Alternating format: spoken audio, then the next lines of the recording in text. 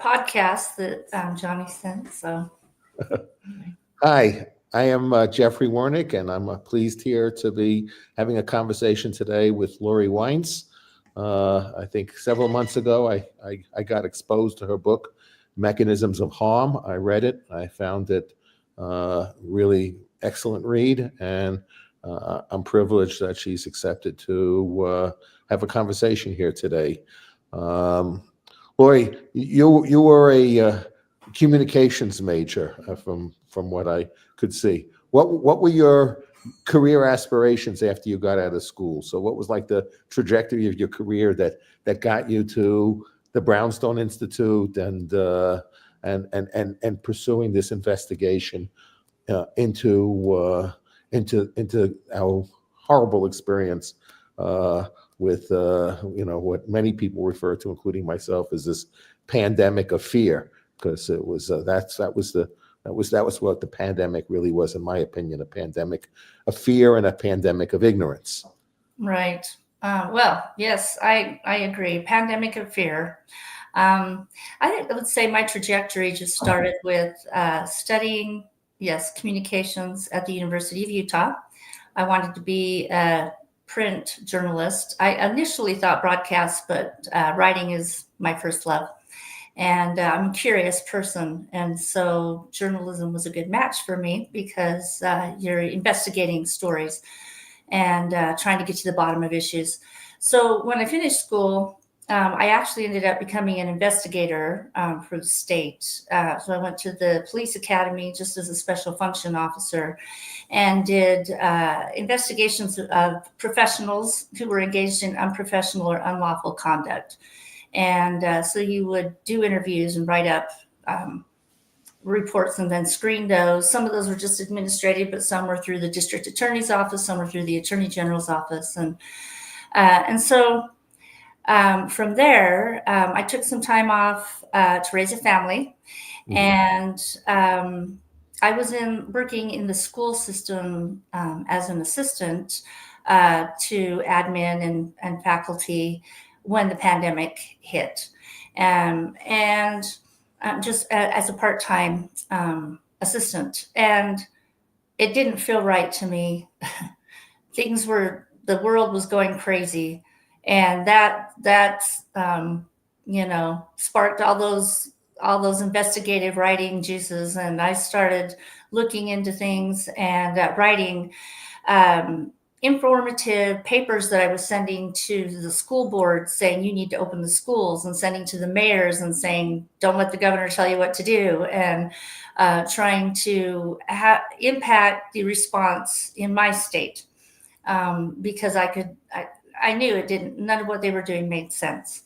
What were the citations you were using when you were writing, when you were making these appeals? Don't lock us down, keep the schools open.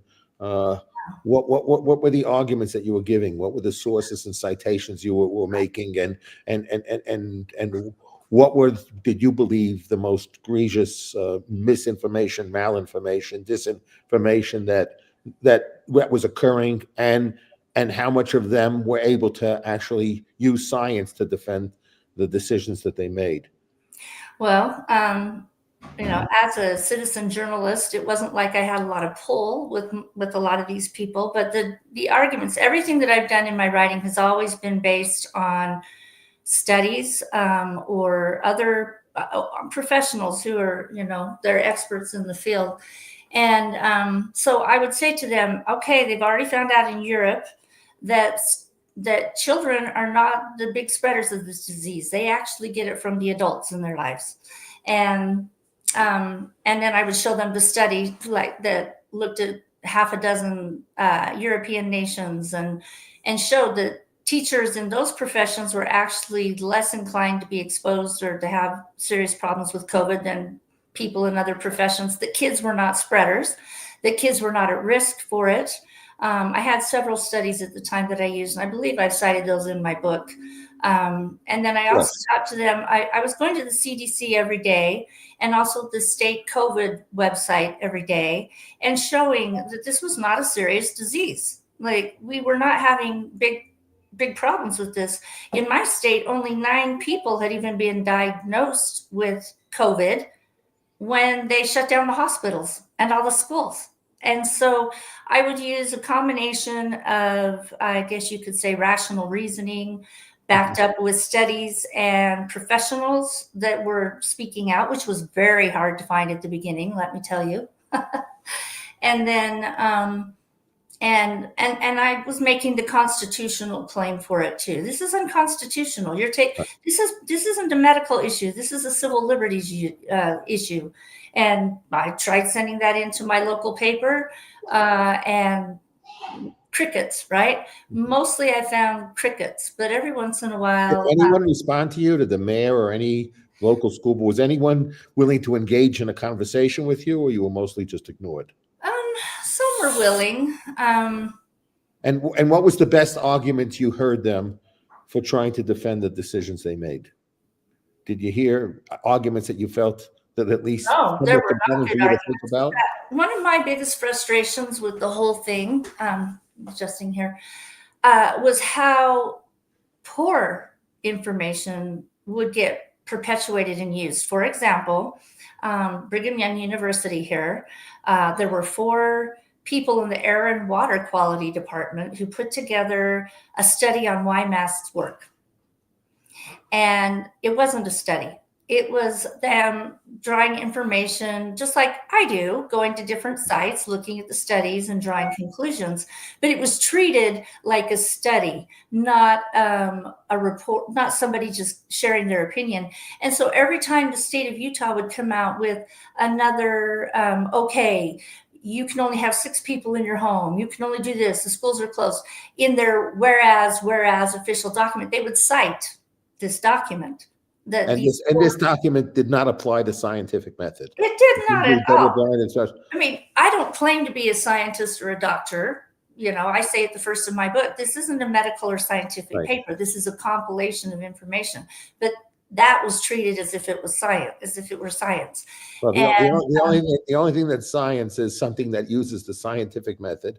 Right. And it's reproducible and replicable. Right. And actually none of the studies were they're reproducible or replicable. So there really was no science at all. No, and it wasn't even science. It was like, oh, and in this lab, they use this material and this material and this material blocked the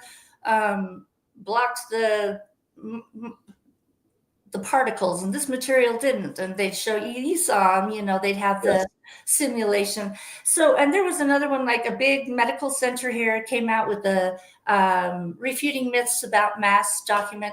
They cited 2 things in their whole thing. It was full of their statements like, this isn't unconstitutional, just statements of opinion. That also got cited all the time. And I tore these down. I would go in and explain why they weren't scientific. I went into the CDC study that they cited for reasons why we should have masking. And that study said this shouldn't be used to make policy decisions. These are just modeling suggestions. They took the worst case scenario and they cited it in their document as if this was a scientific fact because it came from the CDC. So what I heard from people was, we're just following the science, or, well, the CDC says, or, well, you need to be law abiding, or you're not a doctor. Those were the negative things I would hear. But then on the other hand, for example, I heard from several school superintendents, school district superintendents who said, thank you so much for what you put together here. We don't have time to do the kind of research that you've done, and this will help us in explaining to the parents why we're opening our schools. So I do feel like I had an impact on schools opening. And then when there were schools that were closing down after they reopened, but then they had these ridiculous requirements for how far apart they had to sit, which came from the CDC, which we know Fauci said was random. And so did the guy who went to Pfizer after. Can't think of his name right now. It'll come to me. But they made it impossible to open the school and meet their requirements, which were imposed on them by Randy Weingarten, Federation of Teachers, National Federation, and so I said, so basically, Randy Weingarten set standards under which if not met, the teacher should not go back to the class. And they would have to close the schools down. So I mean, I actually had people in my school out with a yardstick, measuring the space. If somebody was diagnosed with COVID, then all the people within a certain range also had to stay home. And then I would point out the schools aren't closing because people are sick.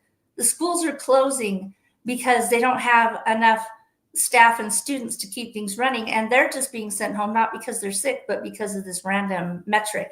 So this is what I was always doing. I was always pointing out the ridiculousness of it. I was always showing, for example, that this study from the Intermountain Healthcare, it was a big medical thing here,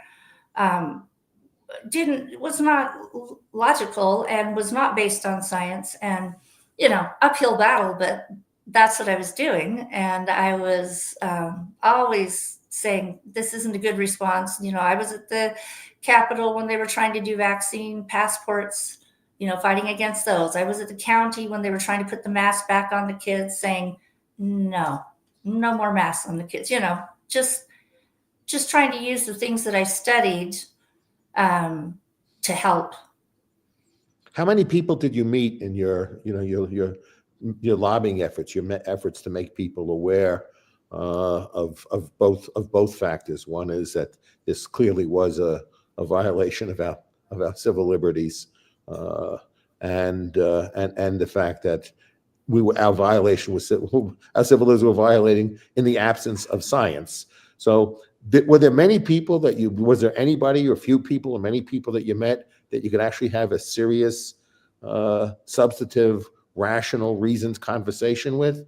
Or it was basically I think to some extent when I think about the incentives of politicians is in a situation like this, their incentive would be to be risk averse. If people die, they'll get the blame. So they'll do overprotection so they don't get the blame. It's kind of like a doctor who says, I don't want to be sued for malpractice. I don't get sued for over medicating, but I will get sued for under medicating. Right. So let me just over medicate as long as there's no downside to over medicating. But there might be a downside to under medicating if somebody then dies. So I might as well just over medicate because better safe than sorry. Well, so dangerous. They're so incentivized to do the wrong thing to protect themselves. And that was also, I went into the pandemic, and I'll address the people that I met, but I was just going to say, before the pandemic, if you'd asked me, does the CDC do a good job in our country of identifying diseases and protect, I'd be, yeah. And does the FDA carefully analyze the medications that are on the market? And yes, we're so lucky to have the FDA. And do your community leaders do what's best for the community? I was pretty conventional on all that, and I just saw all of that tumble. So at the beginning, it was hard to find other people who thought as I did. It felt a little bit like the Twilight Zone for me, and I think for a lot of people, because I just was looking around at everybody just going along and saying, we should not be doing this. So it took a while to find people, and it took a while. It was a long time before it was so hard to find any information that supported that supported a differing viewpoint than the official narrative. And so then my confidence in the news and newspapers, including my local ones that I figured were okay, I just saw that they were all kind of captured. I didn't know yet about the big pharma connection with the FDA, with the CDC, everything with NIH. I didn't know about how so much of advertising dollars was big pharma. I didn't know that the FDA, that the people at NIH, they can put their names on patents and they make money off of the patents that they approve. I didn't know any of that. And so I learned all that as I went along, and I met people as I went along. So there would be people who would contact me and say, thanks so much for your information. I agree with you. And people, of course, when I went to try to keep the masks off of kids at the county level or to the state to try to keep us from getting vaccine passports, I would meet other like-minded people. But as Jeffrey Tucker has said with Brownstone, at first we all felt pretty alone because there was a group of us out there who could see that something wasn't big time not right, but it was hard to connect with others because it was suppressed. And of course, we didn't know about that yet. We didn't know that they were suppressing posts, and then you started to see Facebook posts and things. I wasn't on social media, so I wasn't too cued into that at first. It all came gradually, but eventually I did find other people who were like-minded. However, a lot of them were out of state. Like Brownstone was a very big support for me. Once I started to find Brownstone and find podcasts, I started to find like-minded people through, yes, alternative media, and it just took a while. But I've met many now, but still, we're in the minority, I would say. Yes, I think unfortunately, it's still the minority, and I think that, matter of fact, just this morning before I was on I was writing a friend of mine who's a Pulitzer Prize-winning journalist, and I was writing on a different topic, but I was writing to her. I said as a society, we have an obsession about personality and people, but not about processes and incentives. So you just made it a point a few minutes ago about the incentive structure.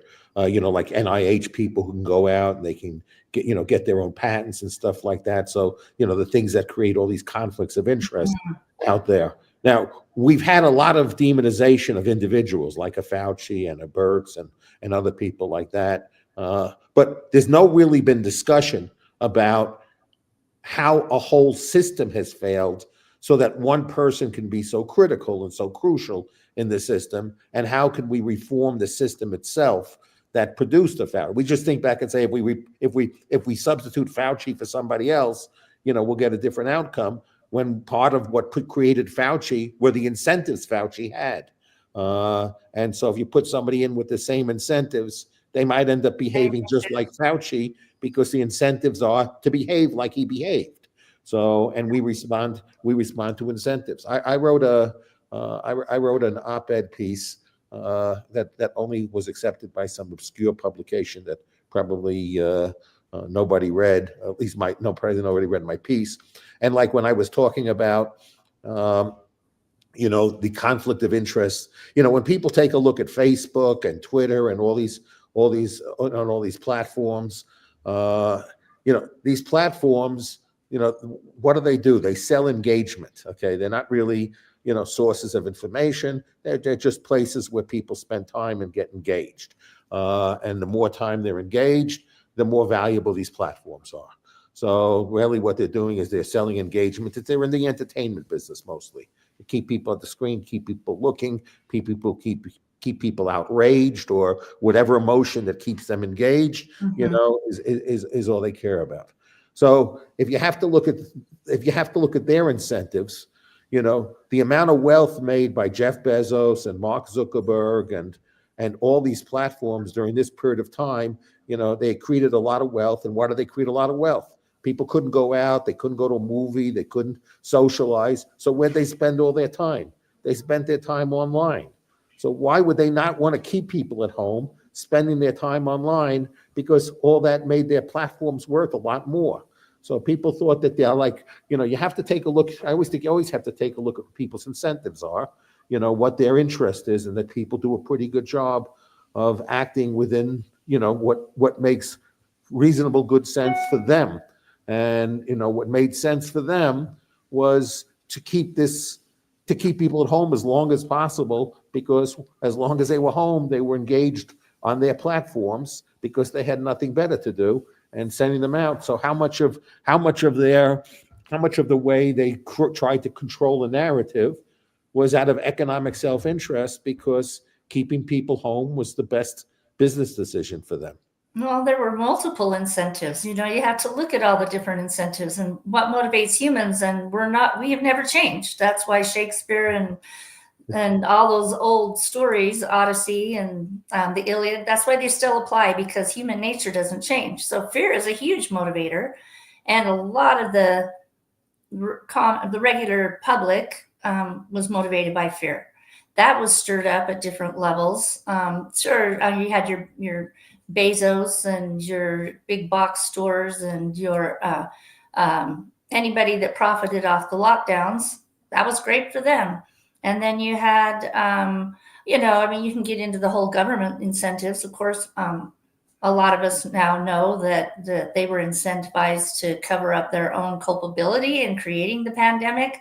And in terms of just the gain of function research, the lab leak, like someone like Fauci had multiple motivations. I mean, he went from about a 6 million net worth in his household to 12 million during the pandemic.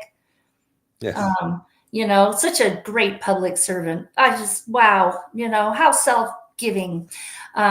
Just a little sarcasm for you there, but um, there were so many motivations, and I think they're self-serving, not public serving. yeah, All of them. yes, All of them. All of them. self-serving servant. And so I think it's complex, the motivations. I think some of your doctors that went along with this without speaking up, some of them haven't bothered to really educate themselves much since they left medical school.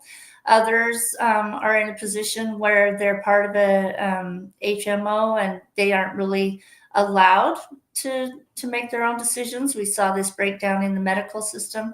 Nurses that tried later on to report damage from the COVID shots would get fired for reporting to the vaccine adverse event reporting system. So there was fear for jobs. Everything was in upheaval because all the old norms, everything that we knew, everything from kids shouldn't miss school. Your attendance at school is what makes the biggest difference in your success too. Oh, we're going to close the schools down for a year and a half. From just everything that we were used to, doctor-patient relationship, the sacredness of that, the fact that you HIPAA, what happened to that? Everything was thrown out the window. All of a sudden, it was show me your papers. You can't come in here unless you show me your no longer private medical papers, and it would just be thrown over. Natural immunity. They've known since the Black Plague, you could send somebody in and if they'd already had it and survived it, they could go and attend to people who were afflicted by it. They got rid of that. All of a sudden, Fauci and Walensky are saying to us, oh, well, natural immunity, we just don't know how long it's going to last. These vaccines are a lot better. You need to get the shots. Just so many things that we had taken for granted that were the way that society was done was in upheaval. So there was motivation of fear. There was motivation because people were confused. People were incentivized, by money, by power. I said from the beginning that the motivations behind the pandemic were money and power and reputation for the people who went along with it, who knew better. And then as you trickle down, there was a lot of fear and a lot of confusion, a lot of gullibility. Yeah. So why do you think the media goes along with the narrative? I mean, with respect to, I agree with you. I always say that the government does only one thing does well. It sells fear really, really well. So because it's the sense of keeping us at what I describe as the bottom of the Maslow pyramid, where we think we're just for survival. So we're willing to accept. We want protection when we feel our survival is at risk. So we want to feel protected. So when we feel vulnerable, that's when we want to be protected. Oh, yeah, they created so much fear for people. The same with 9/11, right? Everybody's a terrorist. We need the TSA. We need the NSA. We need all these massive surveillance programs. Yeah. How many terrorists have they caught with these massive surveillance? I don't think they've caught one terrorist with these massive surveillance programs, but they're still in place.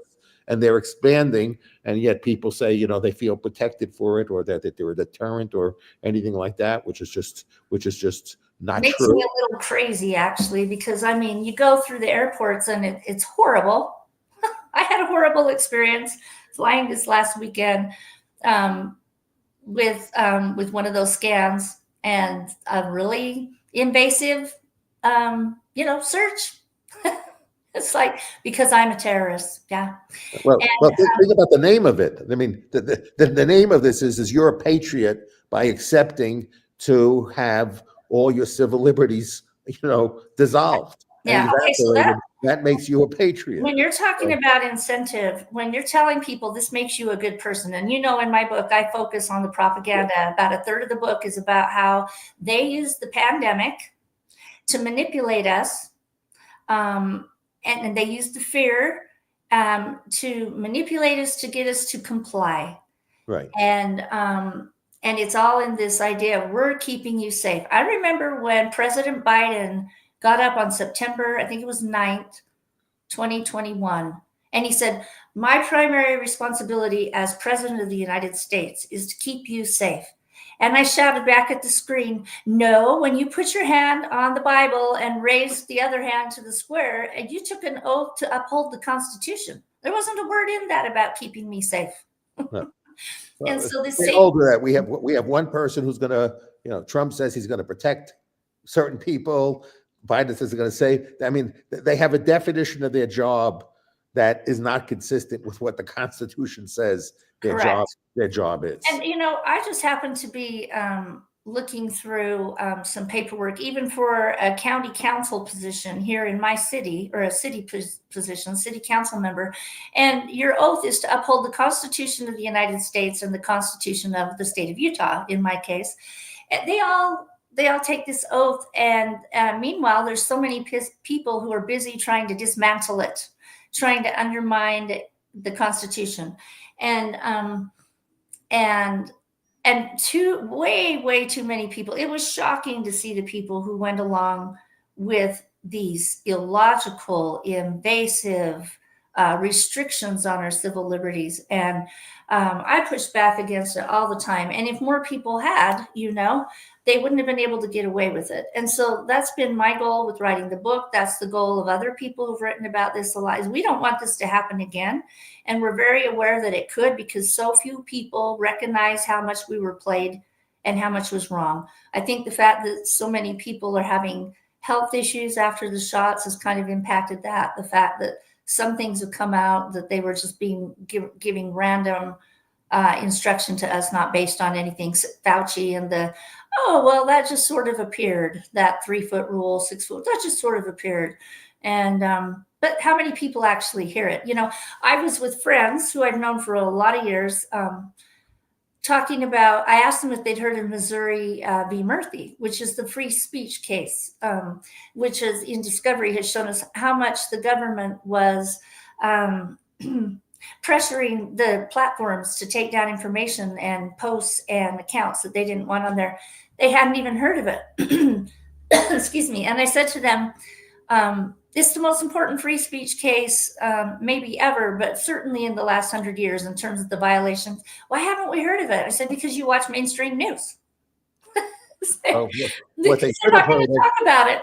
What they should have heard is BitChute, because all the content BitChute didn't shut down any content. Right. So I've heard from a lot of people that say, thank God for BitChute. Yeah. Because that's if people wanted to hear it, and get information on it, it was at BitChute. So really, what people should have done is not complain about government and mainstream media. What people should have done is gone to alternate platforms, because the reason why alternate platforms are a threat to the establishment is because they want to control a narrative. It has nothing to do with misinformation or disinformation.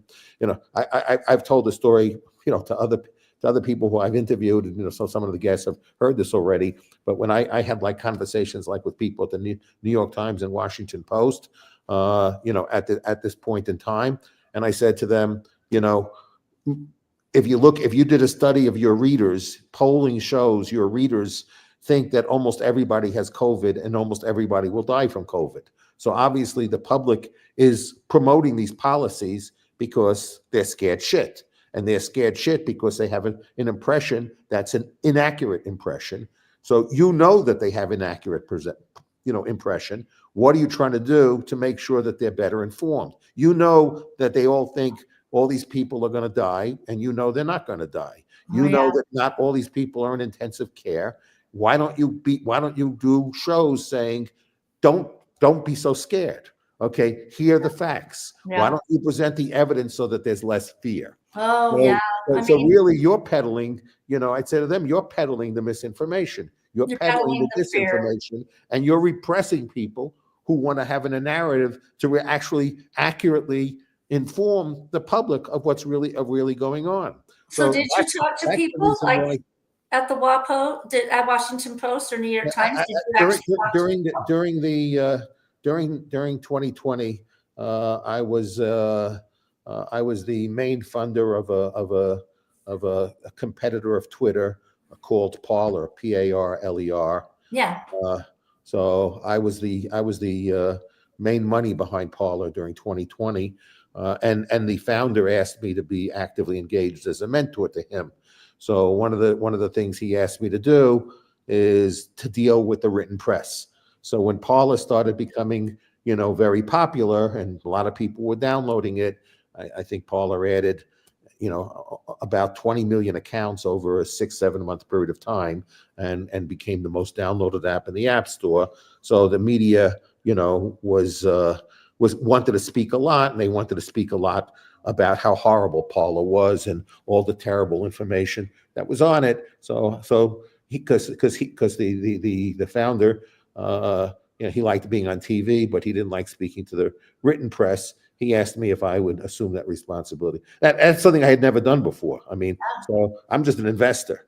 So I had no experience doing this stuff. I got advice from one of the shareholders of Paula was Dan Bongino, and Dan Bongino, when I called him for advice, when I was dealing with the press, he said to me, he says, Jeff, you got to remember one thing: there's no upside.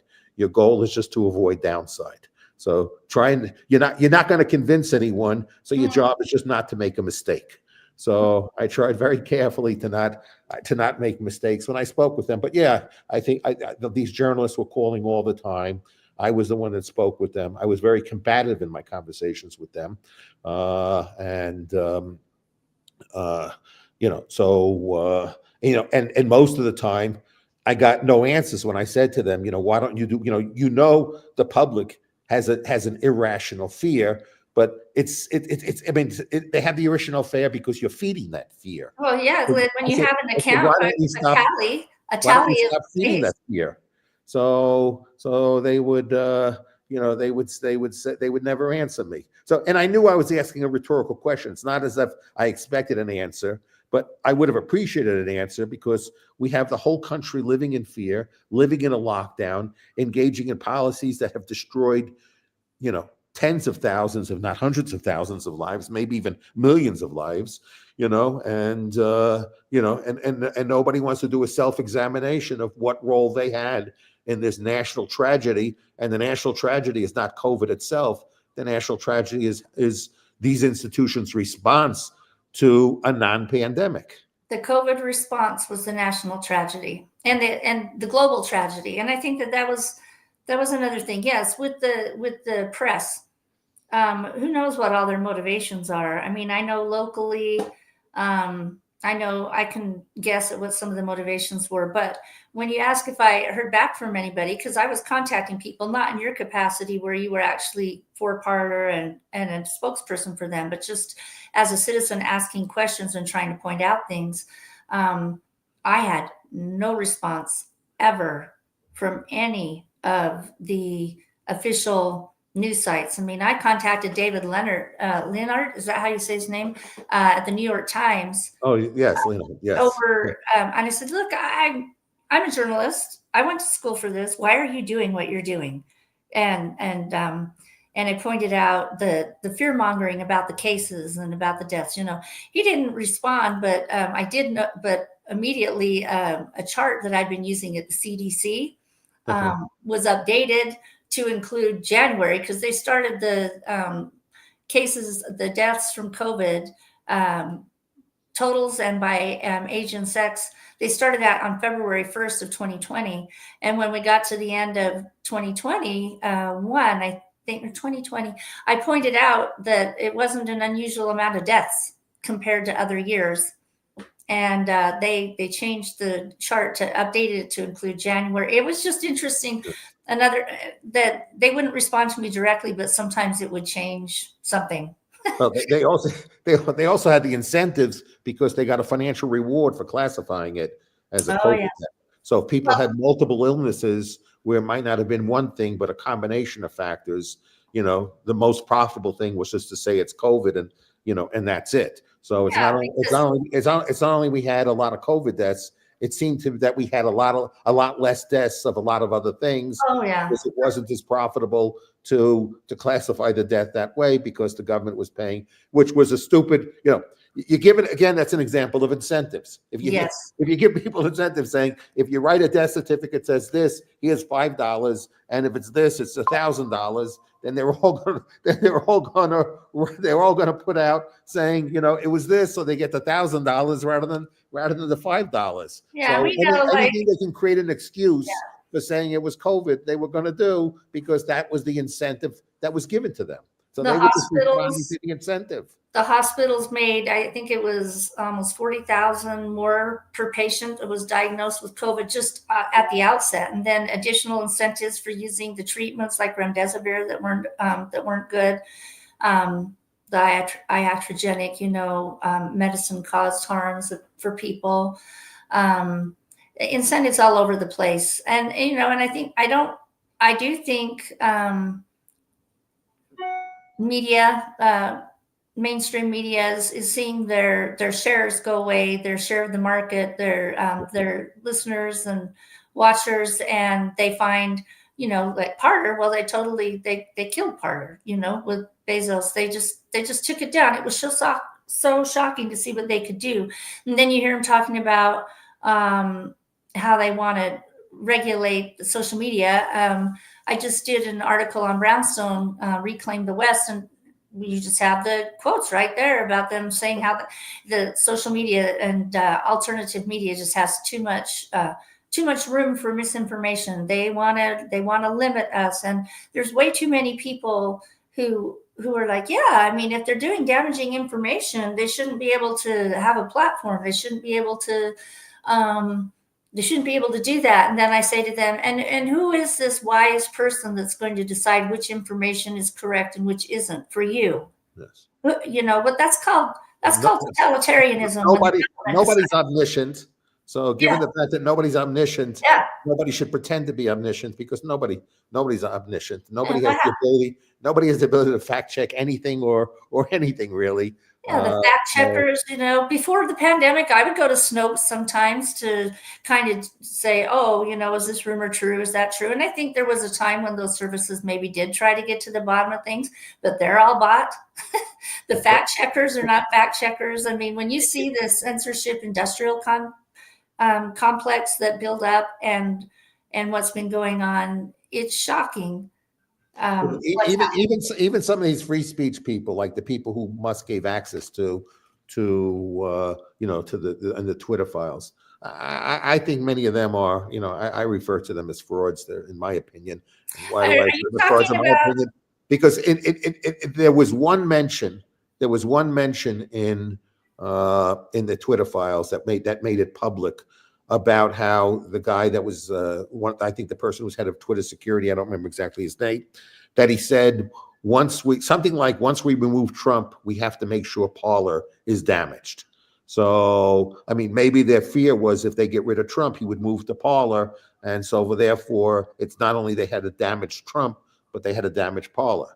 So all those people who had access to the Twitter files, one of my colleagues tried to reach out to them to see if they would get more information, and they ghosted her. Huh. So they don't want to talk about what else they saw. And actually, most of them were when many of these people, when some individual gets canceled, they're very outspoken. But most of these people, when Parler was canceled, said nothing. So That was shocking. That was shocking to me. I just think that was one shock after the other in that year, 2020 to 2021. Right through January. I had some people from the Republicans who were active on Parler that said they loved it. They had a lot of followers. They engaged in Parler, and when it first came down, they contacted me. Jeff, what can we do? So we were doing at the end, they also disappeared. So they didn't want to say anything, even if subsequent to that, it was basically demonstrated and the FBI acknowledged, that Parler had nothing to do with January 6th, and that to the extent that whoever was involved in January 6th, they were not planning whatever they were doing on Parler. They were doing it on Telegram or Signal, or even so, Facebook, or just Facebook, Instagram, so cell Instagram, phones. but they were not using it, and even when I spoke to the media, this is how, and I asked the media, I said, you think Parler organized anything? This is just an example of how, the media didn't lie, they just didn't tell the story. So, I said to them, I said, Parler had there was the only people who could DM each other were people who had, gold badges. So most of this, and they could only communicate with other gold badges. So one is there was no groups. So you can't organize anything on Parler because there's no groups to organize. Okay. Only with some maybe hashtags, but we looked at the hashtags and there was no unusual activity in any of these hashtags. So there was no organization going on, in the hashtags, and nobody was sending DMs. Well, So I said, right? how do you, and I would ask the media and I'd say, explain to me how anything could get organized on Parler. Explain. Right. You can't even search for people. Try and do a search on Parler and see how you can find people on Parler. Most people put pseudonyms up. How do you search a pseudonym? I mean, so you can't find people. So tell me how anything could be organized there. You can't find them. They're not a groups. So other places where people could have groups and set up groups and have conversations groups and have encrypted conversations in groups, that's where they're going to talk. You can't do any of that on Parler. So why do you think Parler was anyway responsible for this? And you just get crickets. Nobody says anything. And so part of it is, there's lies of commission and lies of omission. And I think lies of omission, could be even worse than lies of commission. When you have exculpatory information and you decide to withhold exculpatory information, that's a crime. So for me, a lot of these people committed, lies of omission. And I think with respect to COVID, it was both lies of commission and lies of omission. Yeah. It's horrible. How successful do you think your efforts are now? What more do you, I mean, people tend to get, when the crisis passes, people go back to their lives and they get complacent again, Yeah. and the government is really very skillful at selling fear. So what more do you think we can do to have society,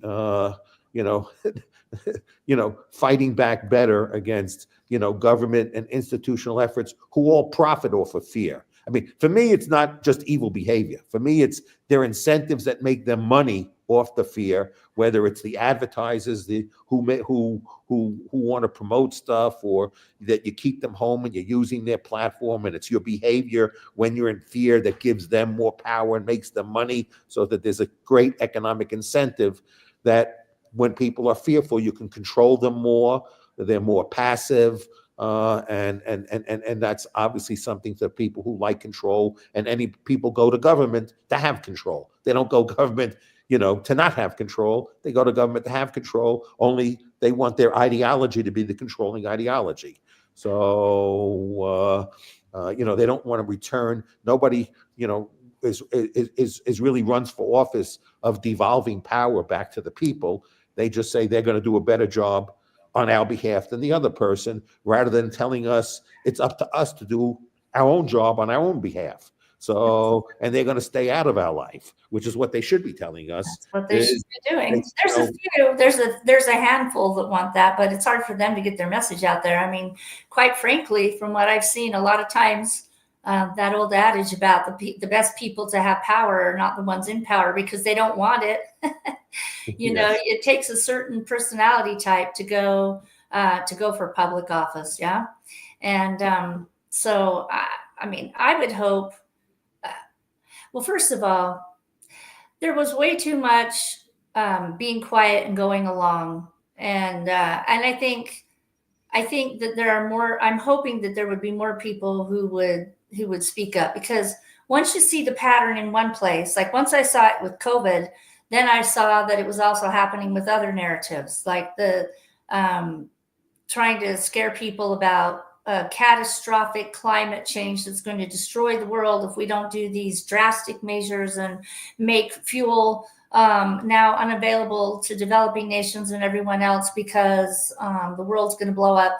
You start to see these narratives in different ways. And you start to see how they do try to divert us. For example, when the Canadian truckers were making so much headway, like they were getting international news, and there were other movements starting in other countries because of them.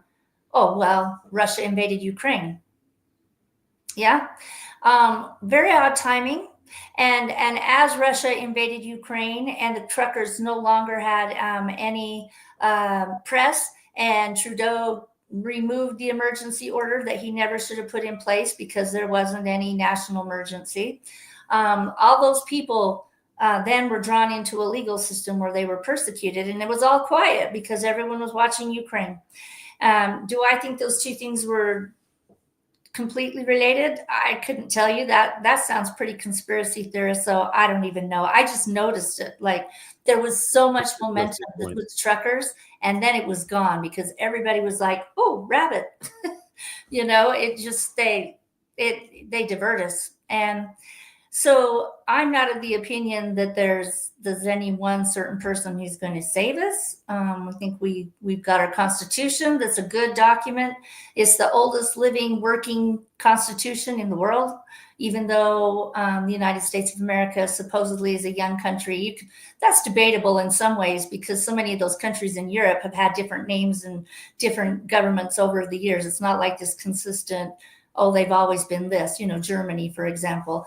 But anyway, what we need to do, what we really need, I would love to see at a political level, not term limits even so much is the important thing now, but the important thing is get rid of executive orders, have Congress make that so that the executive branch is not governing, making the laws through their executive orders. Both parties are guilty of that.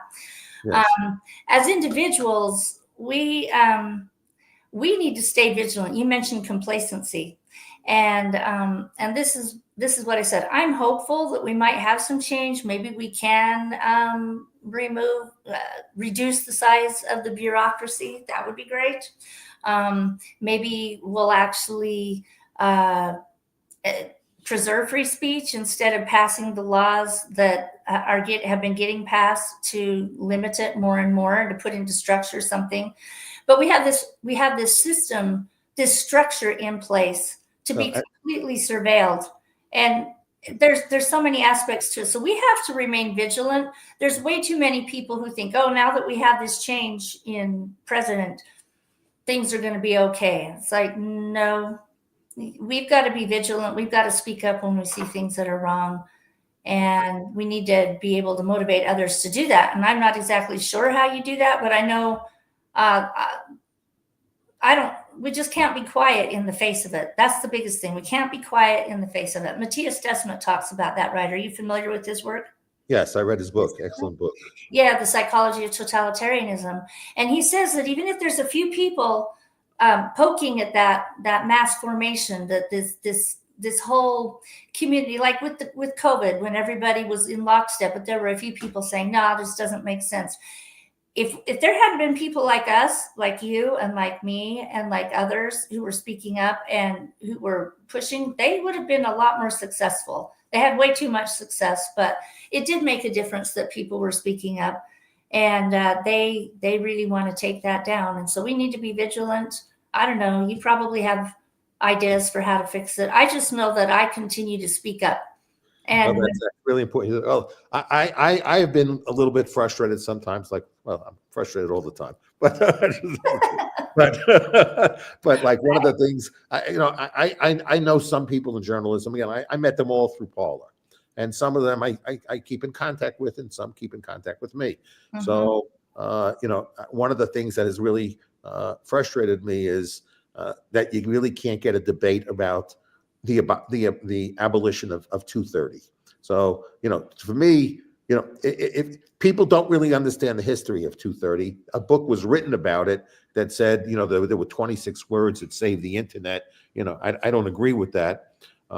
because in fact, the principal authors of 230 said they were concerned that the internet would be the wild, wild west. There was the first ruling when they became when it became the internet and people were hosting platform and people were putting content up on a platform that was hosted by somebody, they determined where does liability lie, with the platform that's hosting the content or with the person supplying the content. Right. The first case was the CompuServe case. And in the CompuServe case, the common law system, which I trust a lot more than legislation, they said that basically they came with a ruling that made sense. They basically said if a platform is essentially a bulletin board, then therefore, if all content is allowed up, then the only person liable for the content is the person putting the content up, and the host has no liability associated with it.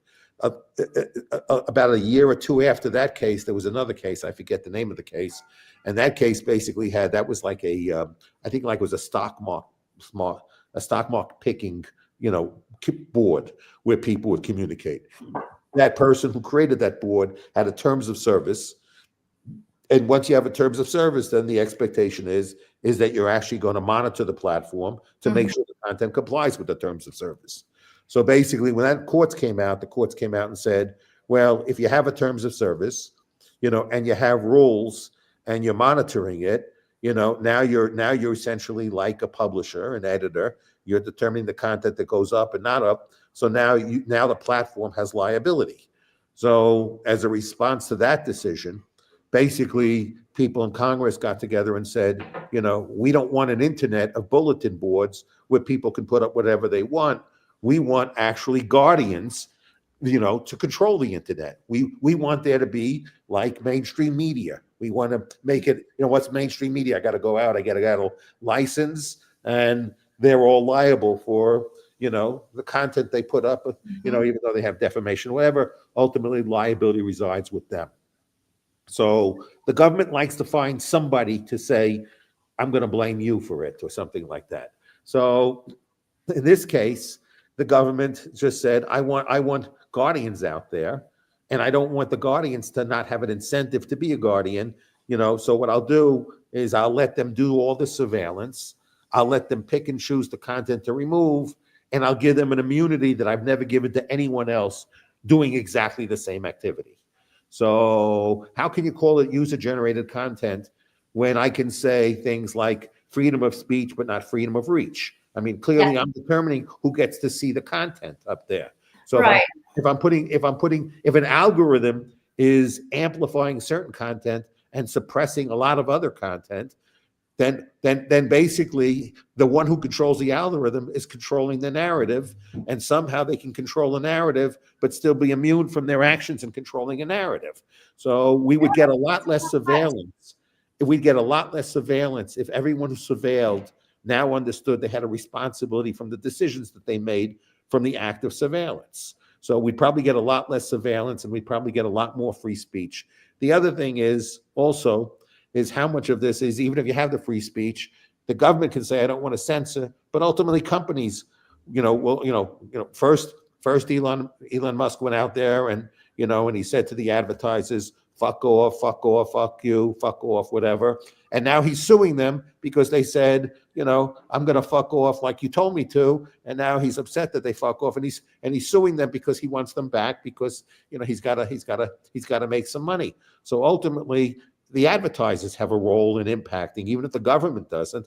The advertisers have a role, of determining what content's up, because if who knows, maybe Big Pharma could go to Facebook and say, I'll give you $12 billion of advertising revenues, but you gotta remove this content, and if you want the dollars, I want you to do this, and a capitalist will say, gee, I have a decision. I have a right to remove this content. I have the right to monitor this content and remove it. I'm getting a subsidy for doing it because I have no liability for any of these decisions, and yet I get all these rewards associated with making these decisions.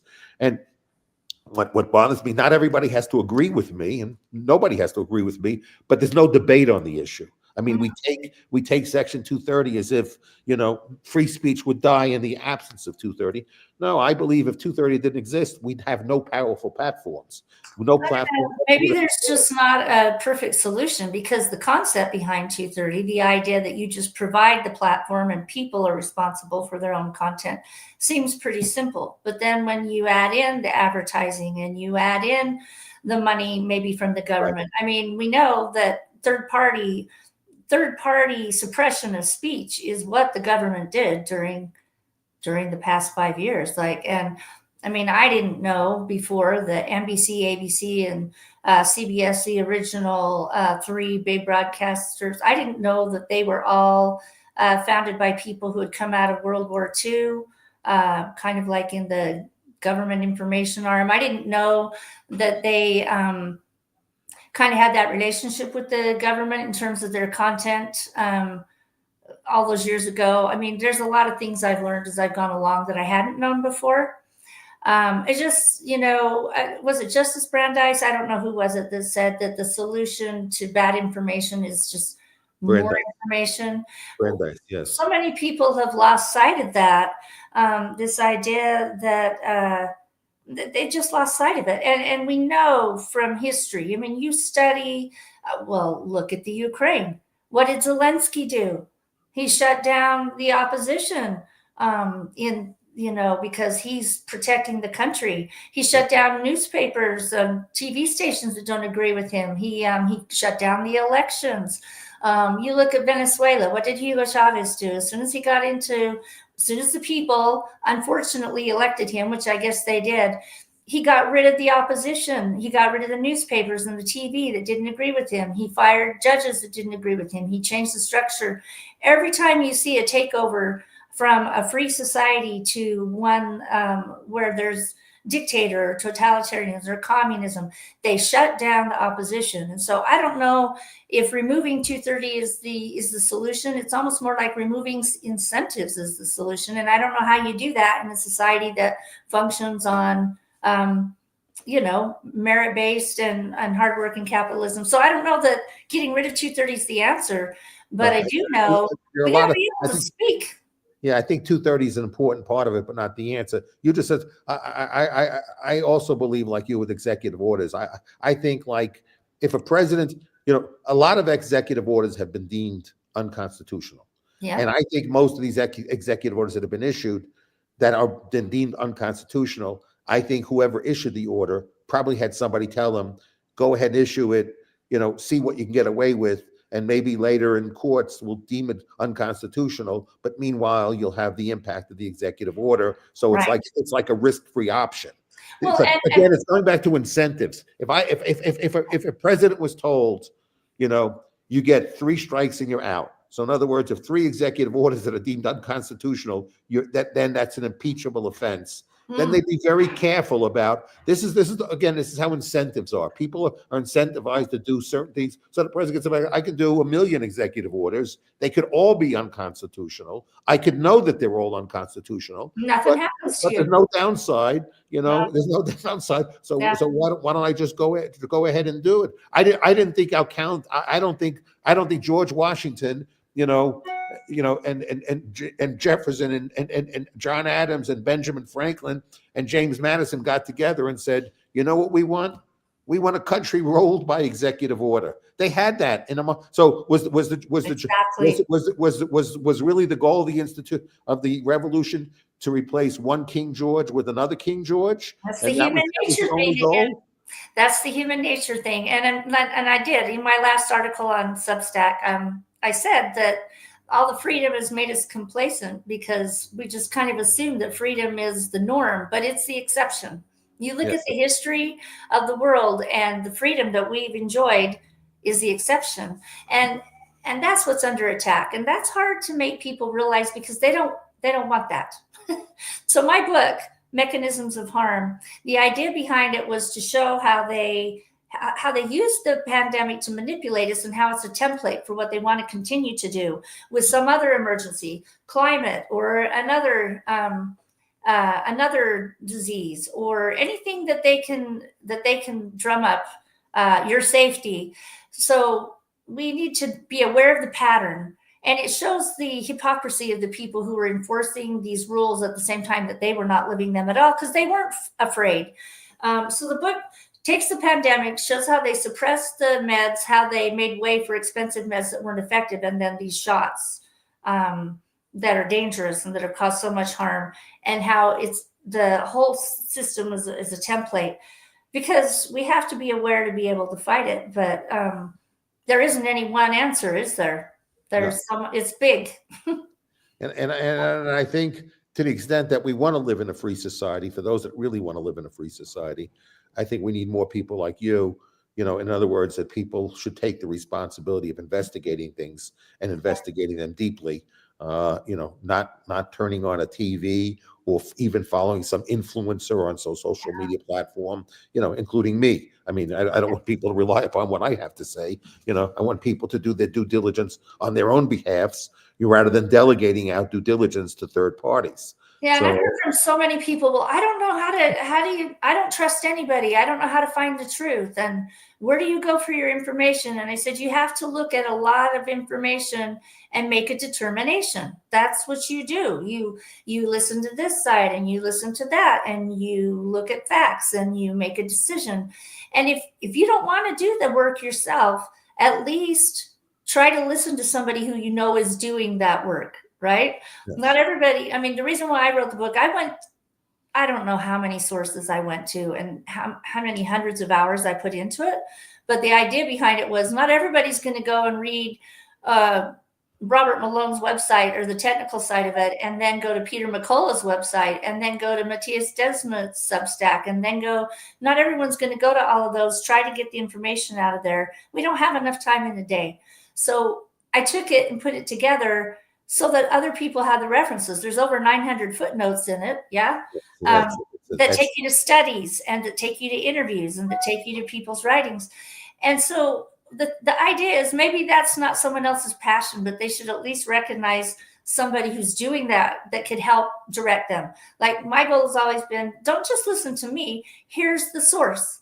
Don't just take my word for it that the CDC inflated numbers. Here's the document that shows it. You know, always don't take my word for it that these aren't really vaccines. Read about how it's not a vaccine, and make your own determination, because none of us should rely on any one person. We're all infallible. We're all fallible. We need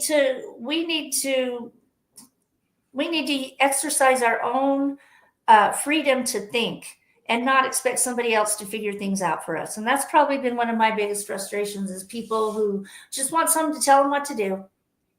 How did you get involved in the Brownstone Institute? And why don't you tell people who might not be aware of the Brownstone Institute what work? Because I see there are a lot of authors contributors to the. So why don't you discuss how you got involved in the Brownstone Institute, and talk more about something about the Brownstone Institute itself? Okay, Brownstone Institute was formed in May of 21, and it was in response to the COVID response. It was this idea, yes, that civil liberties were being violated, and that we were losing the ideals of Western civilization. So Jeffrey Tucker was the founder. And I ended up finding Brownstone. I was always searching for information from people who were thinking, not just repeating. I wasn't looking for parrots. I was looking for thinking people. And Epic Times was running some of Jeffrey's commentary. I think I found him in an opinion piece. I went to Brownstone, and then I started to read Brownstone. It's a nonprofit. It doesn't take a certain political stance. There's a lot of liberals and conservatives who write on there. There's a variety of people who write on there, some more prominent than others. Jeffrey Tucker is looking for people who are thinking and who write well to say what they're thinking about. And so I had already my writings going. I had written a couple of research papers that I'd shared all throughout the state, tried to share with people. And then I had started it became my Substack, where I would post my research, when I put together an article. I've looked at a lot of different sources, and I quote and I cite and put it together. to make a point. And so I submitted one of my I submitted one of my pieces to Brownstone in September of 22 and said I'd be really honored if you would like to publish this. They don't pay their authors. It's a platform for sharing ideas. We don't get paid. And they published that one, and then have subsequently published quite a few, and then eventually published my book, which you can find on Amazon or at Brownstone. If you go to Brownstone and click on the books, it's there. If you go to Amazon and enter in Mechanisms of Harm, Lori Weintz, it brings it up in Kindle and paperback formats. And on my Substack, you can also have kind of like a preview PDF of it. It's not as nice a format, but the information is there with the links. And so my goal has always been to get the information out. So Brownstone is great because there's such a variety of views and political backgrounds, people who probably never would have found each other or even looked at each other before, because they did a pretty good job keeping us in our lanes. Like a doctor is not going to listen to me because I'm not a doctor, and a scientist isn't going to listen to me because I'm not a scientist, and I'm not going to listen to so-and-so because they're not fill in the blank. They're not conservative. They've done a pretty good job of separating us out, but I think the group at Brownstone recognizes that the division is actually part of the goal. And we've overcome a lot of that with a lot of different viewpoints, but all of us concerned ultimately, like Brett Weinstein says, we've got all these things we don't agree on, but if we don't agree on, if we don't preserve our country and our Constitution, none of the rest of it matters, because those discussions won't be happening. Konstantin Kisin said, if you value equality and treating people who are different than you well, he says this to the LGBTQ group or to people who are worried about people of color, the movements. If that's what you value, you need to do everything you can to preserve the Constitution, to preserve your country, your Western democracy, your country. Because if the U.S. fails, who's going to step in? China? Russia? You think they value human rights? No. And so Brownstone is all about the Western Enlightenment, the principles of democracy or of freedom, and people coming from so many different backgrounds. And yeah, it's great to connect with people at that level and to recognize that a lot of these other things are actually details. And when you recognize the Marxism, the division behind the Black Lives Movement, Black Lives Matter, behind the trans rights, the LGBTQ stuff, when you recognize it's about division and it's about destroying what we have, Marxism is always about breaking down the existing structures and replacing it with something else, some utopia where everybody's equal and everybody has what they need. That's what it's always about, but it never works that way. So we're in the middle of another attempt to take down freedom through the principles of Marxism, which is destroy what you have. It's all bad. It's all corrupt. All Western society is based on these horrible colonialism, take over the world things. You see that, and you recognize that we got to stop having that narrative and stop feeling embarrassed about our history and start going back to building up the amazing document which is the Constitution, and the amazing principles of freedom that have made more improvement for more people, both materially and socially and intellectually, better for more people in the history of the world came with these principles of the Constitution and the idea that we govern and that we're not governed by others. So Brownstone supports those principles, and people who are trying to make a difference need to recognize we need to defend those things regardless of our other differences. That was a little spiel for you. I liked it very much. Well, I like to sum it up in a very, I think, a succinct phrase. I think the United States was founded as not a sovereign nation, but a nation of sovereign individuals. So I think that was the main concept of the United States, is the sovereign individual. Mm-hmm. Ben Franklin said his nation is where liberty resides. So, and he expected liberty to reside in the United States of America, But what was important to him was a place where liberty resides. That was his country. His country was an idea, an ideal. And that idea and ideal was that of a sovereign individual, not tribes, not tribal behavior, not political partisanship, is free-thinking individuals, Yeah. Acting, as agents like Adam Smith would describe people's behavior, and to be able to, pursue their own Life, destiny as well as they can. liberty, and the pursuit of happiness, right? Yep. Life, liberty, and Pursuit. the pursuit No of happiness. guarantee. No guarantee. No It's guarantee. our job. It's our job to make ourselves happy. Yeah. So pursue. The only way we can pursue happiness is if people stay out of our way. Okay. Well, and I think people don't Government gets in recognize our that. way. So government People- gets in our way. They don't stay out of our way. Government gets in our way. And that's the nature of government, to grow. And I mean, what we have here in the U.S. I mean, I know, for example, lots of constitutions were patterned after the U.S. Constitution, like the Constitution of Costa Rica that was established in like 1860 something and has kept them a stable nation, was patterned after the U.S. Constitution. But we've had in the history of humanity so few times where there's been this kind of freedom to pursue life, liberty, and happiness without a dictator or a tyrant or a tribe or an ideology, that communism, something dictating to you. It's unusual, but people have taken it for granted because we have such short memories as humans. Also, so few people are unfamiliar with history. And so they're kind of thinking that this is the norm, and it's not. So we have something really important to preserve. And that comes with being informed both about history and also being informed with what's happening today and recognizing the patterns. And I guess with each person who recognizes that, that's one more person on our side, which is the side of freedom.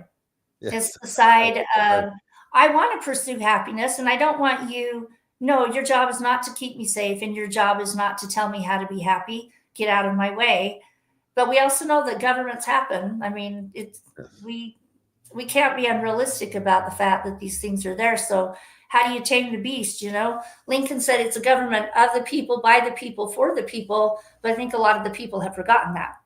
Yes. Well, very well said. There's an audience question. What do you think was the real purpose of the vaccines, of the COVID vaccines? Well, probably multiple. Money is a huge incentive behind those. They're really pushing forward with the mRNA technology, even though it was a complete failure and is not safe. So I think money is a big motivation for that behind a lot of people. I think you get into global influences at this point in time when you start looking at that. Unfortunately, we live in a time now when billionaires and corporations have more assets and in some ways more power than governments.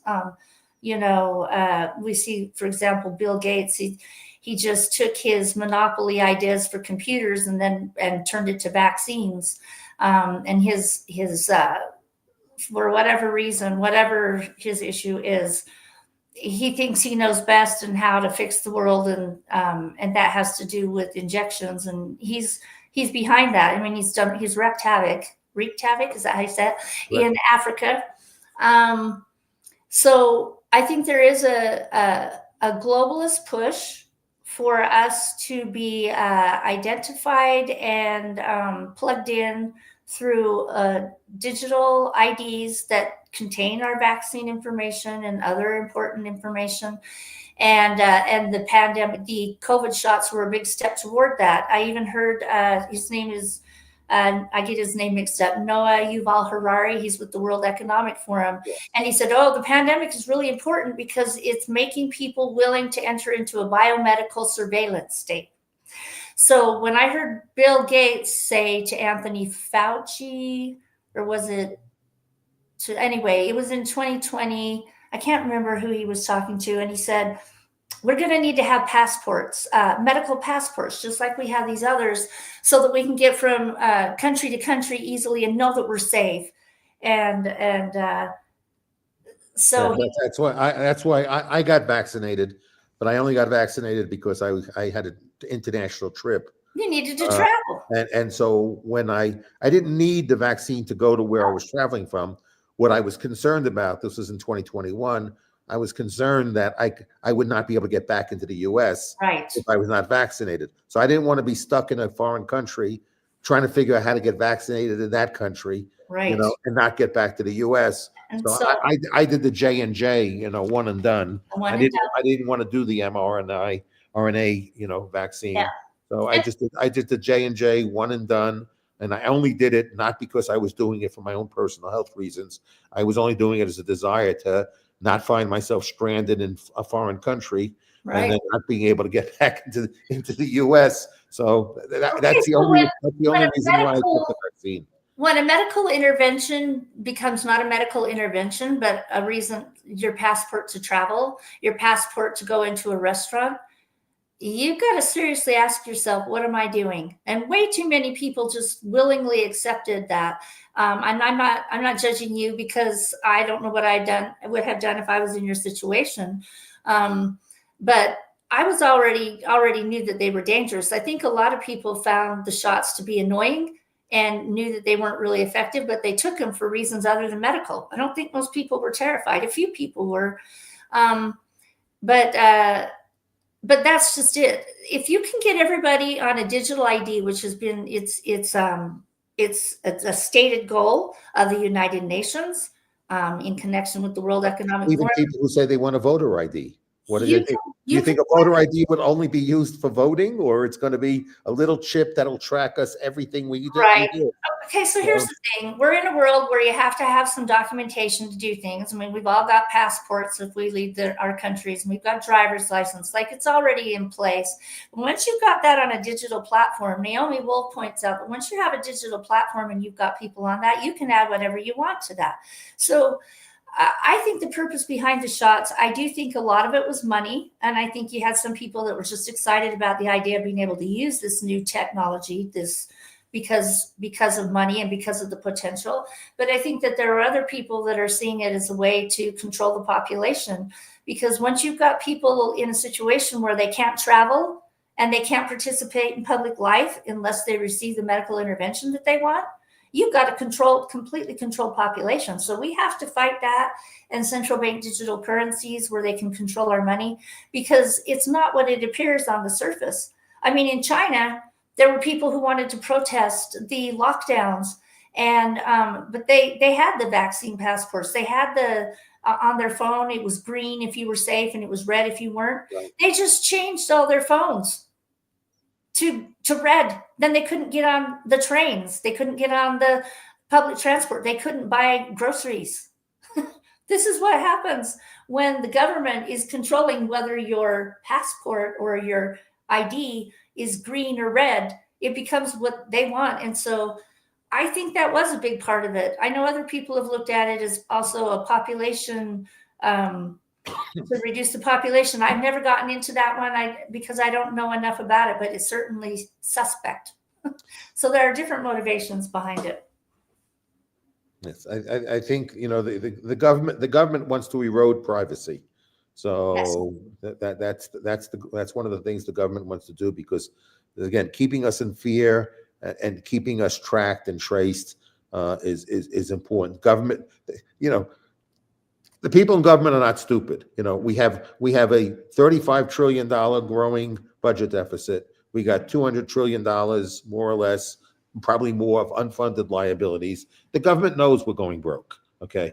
Yep. So medical makes a lot of money for the government because of the public-private partnerships, and so you're looking at medicine and central bank digital currencies as being a next way to try to save us from collapsing economically. If they exactly, the government understands that Social Security is running out of money, that Medicare is running out of, and that we're a decade away from this. This is not the distant future. We're a decade away. So the question is no one in society is being prepared for the fact that the government said, we made a whole bunch of promises.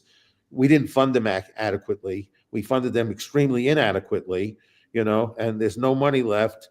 And, you're going to have to be prepared for that, because the people who say that will never get elected. And, So, yeah, so they have to invest in technology to control us when they understand, as we move towards, bankruptcy, and how they prevent the country from completely imploding will be through fear and control. And and and COVID has demonstrated that we're pretty willing to comply. yeah, and it's fake emergencies too, because I mean, I didn't recognize this. Now I've heard this from Jeffrey Tucker, but like we we prolonged the Great Depression with our financial policies and FDR's programs, and with World War II, it supposedly boosted the economy and we came out of it, but it was all GDP stuff and government stuff. It wasn't really the economy improving. And uh, the financial collapse in 2008, the COVID thing, He's right. each of those have been ways of averting the financial disasters. It's like a shell game in a way, I think. Actually, in the Depression, it's way off topic. Most of the bank failures were in unit banking states. So most of the bank failures were associated with the government artificially not letting banks diversify the risk, because they can only have. So if my whole bank's dependent upon how well one local jurisdiction operates, Mhm. and I sit back and say, gee, you know what, I want to hedge my risk, so I'll bet in other local jurisdictions. So if the economy gets really screwed in the jurisdiction where I operate, I'm dead as a bank, because the government is not giving me the ability to diversify the risk. So the problem is the banks that failed were banks that the government prohibited them from diversifying the risk. Banks that could engage in branch banking and could bank throughout the state, and that banks then that got approval to go beyond the states, they did not fail as much, anywhere near as much as the ones where they were unit banking states. Well, So yeah. it was a government failure, as most failures are. They're government failures, and so yeah, I Here's know. the thing. People Yeah, are going to succeed and people are going to fail. Banks are going to succeed, they're going to fail. Businesses will succeed, they will fail. Getting the government involved does not help. And the founders knew that. They saw what happened with the tyrant that controls everything. And correct. they gave us a system where we could succeed or fail on our own merits, and it wasn't up to the government. They're so involved in our lives, and they have such a horribly powerful structure in place that could be switched at any minute. Uh, the first article I published at Brownstone was called "Convenience is an Opiate." And Very it well said. talked about how people are accepting all of these technologies and additional government surveillance and everything because it's convenient, and it makes everything easier, supposedly. I mean, and it does sometimes, but you have to look past that. And so it's time for a growing movement of people who think, I don't know if I really want to trade what I have to trade for that convenience. And I don't know what the answer is to that for everybody. I mean, I still carry a smartphone around, I know people who've gone back to flip phones. I don't know all the solutions, but I do know you got to look below the surface of what's behind. I've had people say to me, oh, well, I'm not doing anything wrong. I don't care if the government knows where I'm at. And I had to say, well, right now you feel like you're doing that voluntarily, but in China, that is no longer voluntary. You have to carry the phone. You have to register at the police station and have your picture taken. And you can't function in society if you bug the government. And this is what they're trying to establish everywhere. And this is what we need to be pushing back against and recognizing there are other motives behind what on the surface looks like just the coolest, latest iPhone or whatever with the Right. chat GPT and the different AIs. We got to be thinking bigger than just, wow, that's so convenient. People are not thinking enough about that. So what are you working on now, Lori? I never thought I was writing a book. And so what I'm working on is documenting what happens and sharing my thoughts when I feel like there's something that might be of value for someone else to read. I try to never post something just to hear myself talk. It either needs to bring in a new insight or I don't want to waste your time. So at this point in time, I'm continuing to write articles on my Substack. Some of them get republished at Brownstone, which is always nice because then they're audio as well as in print, which I haven't done myself. But I don't really know what the next step is per se. I thought of we all need to be more involved in our communities. I tried to pay attention to the elections and do what I could at the local level. It does matter. It would be nice if we didn't have so many layers of government, but we do. So we need to pay attention to our school boards. So I'm trying to pay attention in my own community. I'm trying to keep aware of what's going nationally and internationally, and then writing about it when I feel like I have something to share. But I don't have a specific goal like, oh, I'm going to write another book, or I didn't even know I was writing a book at first. It just became one. So I don't know. I don't know what the next step is. I would love to do something that would help. I always have just wanted to make a difference, informing people and preserving a good world for my children and my grandchildren. And I haven't seen us heading in a very good direction. And that's why I have become vocal and done research and done writing. I congratulate you. So I'd like to say, well, I always like to let, my guests have the last word, but I will say before I do that, I did either yesterday or this morning subscribe to your Substack. I saw. Thank you. Oh, it's a small Substack. I'm not a big player, but it's worthwhile. So, I saw that you had a period of time where you were not. I guess was that while you were writing your book that you were doing less. But so now that the book's behind you, you'll do more on your Substack. But again, you'll put it up there when you think you have something interesting to say. You're specifically inspired. Not that you're going to write every day or every week. It'll be when you think you have something to say. Is that? I mean, people like Jeffrey Tucker are so prolific. I'm amazed by their content. I am not prolific. I am a think it out, and it's not going to be on my Substack until I really feel like it's what I wanted to say. So it only ends up happening about once a month, which is another reason why I don't have a huge, because it's all about the eyeballs, right? And I don't really play that.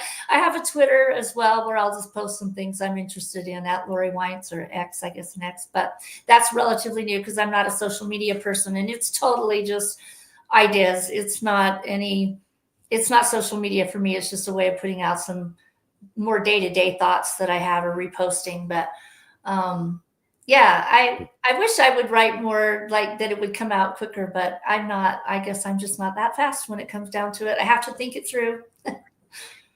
Well, that's a good thing, not a bad thing at all.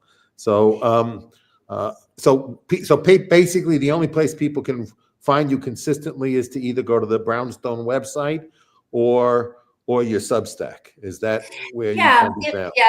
If you go to Brownstone Institute and you search on contributing authors, then that brings up everything that they've republished of mine, and it also gives you the links to Substack and to X, because some things that I have, there's content that's not on Brownstone. But yes, I have a Substack.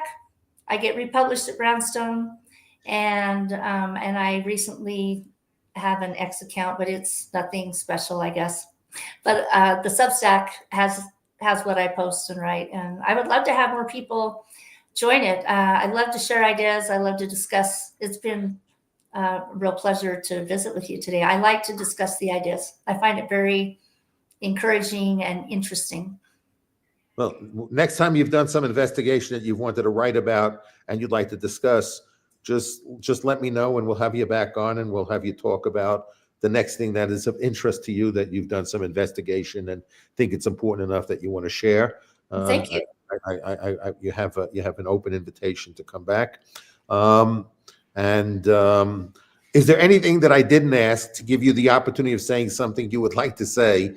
So why don't we conclude with maybe things I should have asked that didn't ask, that didn't give you an opportunity of saying something that is important for you to say? Well, thank you. And really, thanks again so much. It's been a pleasure visiting with you. I would really encourage people to buy my book or to go to my Substack and look at the free PDF and to share it with others, because I do think that it really it really shows kind of more of an overview than I've seen in most people's writings in a layperson terms. It's not the medical scientific terms. They're in there with the glossary, but my idea was preserve this for somebody who didn't really know what happened or is just barely figuring it out, and they'd like an overview. They'd like to understand. And it shows in detail how we were manipulated and has the references. And so I just think that it's so important that we don't get comfortable now. I think I actually think things are gonna settle down for a little while, just a little bit to make us complacent. And there's been this good energy of people saying, wait, I don't like the direction that things are going, and I don't think what they did was right there. There's been good energy behind it, and people have come together from different sides of the political spectrum. Once things kind of settle down, sometimes those coalitions fall apart. People start to have infighting more. People stop paying attention, and this is the long game. We're in the long game, and there are definite forces that have kind of receded a little bit because they showed their face too well, and it wasn't as successful as they wanted because there was too much of a pushback from people like Jeffrey. People with their platforms. For me, pushback from people. We need to keep doing that. This isn't going to go away. There's too much money and influence behind the desire to control the global population, but they can't control the global population if it won't cooperate. So each of us needs to be informed and do our part within our sphere. And you can't do it all, but you can do something. Even if that is just speaking up when somebody says masks works and you explain why they don't, or someone says, oh, I'm going to go get my booster. And you say, why would you do that? I'm confused because it doesn't keep you from getting COVID. And some people have gotten really sick. Why would you get the shot? Just not confrontative, but always inquiring and always ready to share what you know. There's more of us than there are of them. But the ones who are trying to push these agendas do have a lot of power, but they don't have more power than people if people will speak up. So I guess it's a call to do your part. That's what I think everyone needs to do their part and not just pretend like everything's okay. My last post, I quoted Milton Meyer, who taught to people after Nazi Germany, who just average Germans who lived under the Third Reich, and how he got to power and how it happened a little at a time. And you'd see things that didn't seem right, but they wouldn't speak up. And then one day they woke up and realized even though the houses were there and the shops and the holidays and the vacations and everything sort of looked the same, the spirit of it was gone out and everything was changed. We have to keep that from happening in our own lives, thinking that things are back to normal. They've shown their hand. And it's not back to normal. They've just receded for a little while. So we need to stay busy and stay vigilant and stay hopeful and defend the things that we know are right, because we owe that to future generations to try to preserve what we've had in our lives, a great opportunity in our lives to pursue life, liberty, and happiness. So there's my spiel. Again. Well, we'll leave it there. Thank you so much. I really enjoyed getting to know you and having this conversation with you. You're and welcome, really, Jeff. next time you want to come back, please contact me and we'll reschedule this when you have something else. It's a pleasure. I would do that. And thank you for those who listened today. Thank you for people who are paying attention. Thanks so much. Bye. Yeah.